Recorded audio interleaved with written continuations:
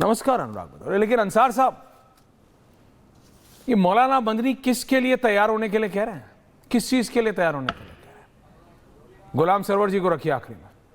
नहीं, अंसार साहब बताइए मेरे को, आप इनको सपोर्ट करते हैं? आप इनको सपोर्ट करते हैं? जिहाद को ग्लोरीफाई करने के लिए अगला 3 बार बोल सकता है कि जब जब दिक्कतें होंगी जिहाद होगा। कैसी दिक्कत? बम बनाने दिक्कत की वजह से बनाया था। 4 लाख रुपए महीना, एक घर दिल्ली में, एक घर वहां, एक फ्लैट यहां बुक। दिक्कत हो रही थी, दिक्कतें थी, दिक्कतों के लिए बम बनाया था। उसे दिक्कत हो रही थी, जो 2.5 लाख रुपए कमा रहा था और वहां पे पुरानी दिल्ली में जाके बम फोड़ दिया, उसे दिक्कतें हो रही थी। जिसके माँ बाप अच्छे थे, उसके घर बार अच्छे से, वो अच्छे से, सब अच्छे से, दिक्कत उसको हो रही थी। कभी दिक्कत देखनी हो तो अंसार रजा साहब, गरीब नवाज फाउंडेशन है आपकी, आपने नाम रखा है।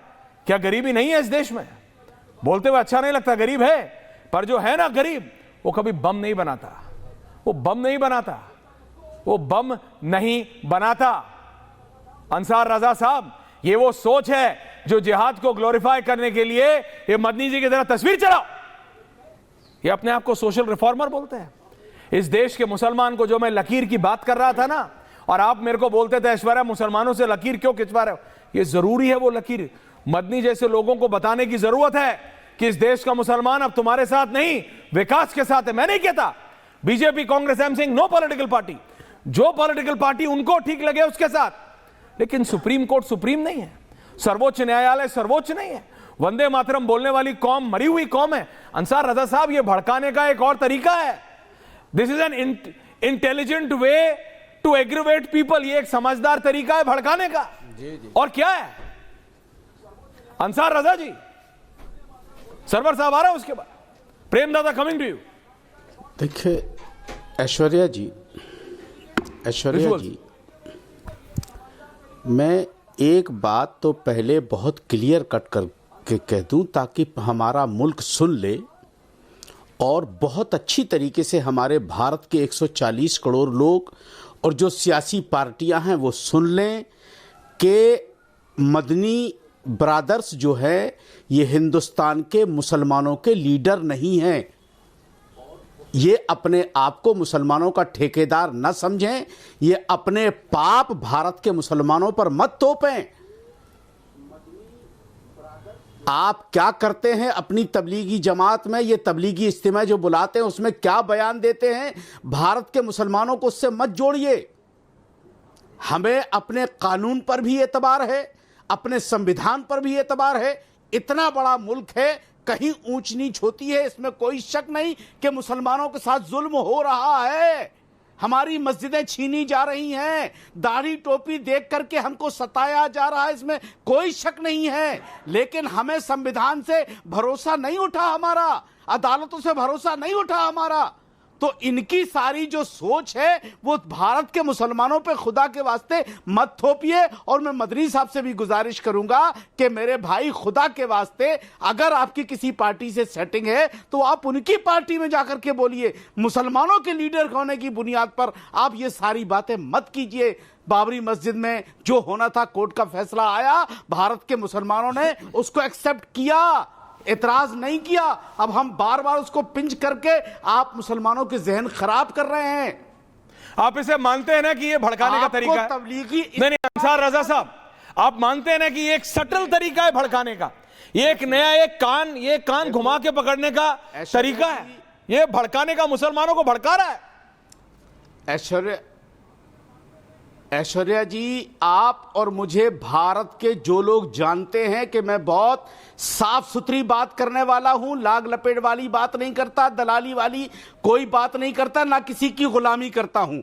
जो कहना होता है एक भारतीय नागरिक के हिसाब से मैं बोलता हूं और हमेशा बोलता रहूंगा। हम इनके किसी भी जुमले से सहमत नहीं है। पॉइंट। हम जिस मसलक से आते हैं, हमारे मसलक का कोई भी आदमी इनके किसी भी बयान से सहमत नहीं होता है। आप इस बात को अच्छे से समझ लें। हिंदुस्तान में 78% ख्वाजा गरीब नवाज के फॉलोवर हैं, उनके मज़ारों पे चादर चढ़ाने वाले लोग हैं, और जो गरीब नवाज के रोजे पर फातिहा पढ़ने वाले लोग हैं, उनको जिंदा वली मानने वाले लोग हैं, वो ना अरशद मदनी को अपना लीडर मानते हैं, ना महमूद मदनी को अपना लीडर मानते हैं। इसको अच्छे से समझ लो। तो सारे भारत के मुसलमानों को इनके बयान से जोड़ के खुदा के वास्ते मत देखिए। ओके, पॉइंट टेकन सरवर साहब। और फिर प्रेम दादा आ रहा हूं, अनुराग जी आ रहा हूं, आनंद दादा coming to you after that. क्या हुआ सरवर साहब को? सरवर साहब का वीडियो गड़बड़ हो रहा है। प्रेम शुक्ला जी देखिए, अंसार रजा, हाँ बोलिए बोलिए, आ गया, बोलिए बोलिए सरवर अंसार साहब। रजा आवाज आ रही है मेरी? हाँ आ रही है, बाबुलंद बोलिए। अंसार रजा साहब का ये निजी बयान हो सकता है। अभी अंसार रजा साहब मुसलमानों के 70% लोगों की ठेकेदारी ले रहे हैं और ये कह रहे हैं कि जो लोग गरीब नवाज के बारगाह में फातिहा पढ़ने वाले हैं वो ऐसा नहीं हो सकते या वो मुत्तफिक नहीं हो सकते। तो क्या अंसार रजा साहब इस बात को मानेंगे कि मतलब 30% मुसलमान ही मदनी साहब के साथ हैं? मदनी साहब के साथ कौन है नहीं है ये एक अलग बहस है, लेकिन मदनी साहब के जिस बयान पर आप डिबेट कर रहे हैं, असल मुद्दा ये है कि उनका बयान क्या है और उस पर वाबीला क्यों मचा है। बयान ये है कि सुप्रीम कोर्ट से भारत का मुसलमान सुप्रीम कोर्ट के फैसले से मायूस है, ये उनका कहना है। सरवर साहब तो नहीं कहा कि सरवर साहब उनका कहना पता है क्या है? उनका कहना बिल्कुल वैसे ही है जैसे असउद्दीन ओवैसी के भाई ने कहा था। सरवर साहब आप सुनिए और आप ही बोलिएगा, ये क्योंकि मैं चाहता हूं। चमचागिरी कर रहे हैं। मैं कह रहा हूं भारत का मुसलमान मायूस है। ये मैं कौन चमचागिरी कर रहा है? ग्राउंड की कर रहा हूं। क्यों मायूस है? क्यों मायूस है? मुसलमान क्यों मायूस है? आम मुसलमान क्यों मायूस है? अब आप समझिए नहीं समझाइए ना क्यों मायूस है। मैं फिर पूछूंगा प्रेम शुक्ला जी से क्यों मायूस है। सैकड़ों फैसले हम पर थोपे जा रहे हैं और जिस फैसले का हम इंतजार कर रहे हैं, एक मुकदमा है अनुच्छेद 341 का, PIL नंबर 180 2004 से सुप्रीम कोर्ट क्यों नहीं फैसला? सुप्रीम कोर्ट सुप्रीम है कि नहीं है? 2011 में वो सुप्रीम वंदे मातरम बोलने से मरी हुई कौम हो जाती है। शर्म नहीं आती आपको? लटकाते हैं सरवर साहब, वंदे मातरम बोलने वाली कौम मरी हुई कौम। बिल्कुल, मदनी साहब ने सही कहा है। क्या सही कहा है? बिल्कुल साहब होंगे आपके लिए, मेरे लिए तो भड़काऊ बयान देने वाले आदमी है। हर हाल में भड़काऊ बयान देने वाले आदमी है। नो, ये भड़काऊ नहीं है, ये भड़काना नहीं है। बयान नहीं है। अंसार रजा जी भड़काना नहीं है। जो बातें कहीं देखे, अंसार रजा जी भड़काना नहीं है। ये सटल तरीके से भड़काना है। शेर है सर।